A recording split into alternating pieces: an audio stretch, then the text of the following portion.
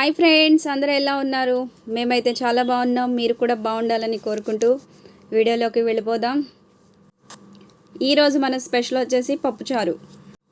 Baby ఆనియన్స్తో పప్పుచారు ఎలా చేసేయాలో చూసేద్దాం. ముందుగా కందిపప్పు తీసుకొని శుభ్రంగా కడిగి కొంచెం వాటర్ అలాగే కొంచెం పసుపు యాడ్ చేసి ఒక విజిల్ రానివ్వాలి.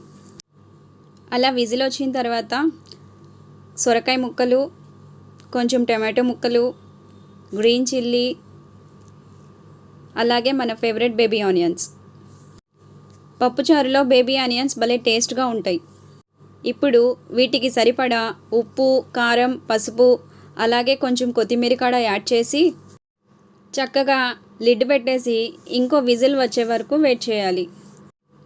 లిడ్ ఓపెన్ చేసిన తర్వాత బేబీ ఆనియన్స్ అలాగే సొరకాయ ముక్కలను మనం డివైడ్ చేసుకోవాలి. ఇలా డివైడ్ చేసిన తర్వాత మిగిలిన పప్పుని మెత్తగా మెదిపి సరిపడా చింతపండును కూడా యాడ్ చేసుకోవాలి.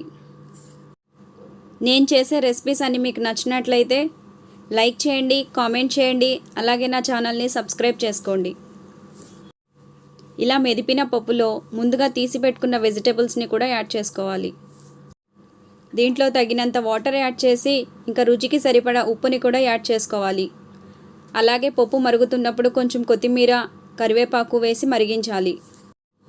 ఇక తాలింపు కోసం ఆయిల్ వేసి కొంచెం వెల్లుల్లి రెబ్బలు, ఆవాలు, జీలకర్ర, ఎండుమిర్చి, కరివేపాకు బాగా వేయించి ఈ పప్పులో యాడ్ చేసుకోవాలి. అంతే, ఎంతో సింపుల్గా బేబీ ఆనియన్స్తో పప్పుచారు అయితే రెడీ అయిపోతుంది. ఈ గుమగుమలాడే పప్పుచారు ఎంతమందికి నచ్చిందో లైక్ చేయండి. పప్పుచారు, చికెన్ ఫ్రై ఈ కాంబినేషన్ భలే బాగుంటుంది కదా. అలాగే మీకు ఈ చికెన్ ఫ్రై రెసిపీ కావాలి అనుకుంటే నాకు కామెంట్లో తెలియజేయండి.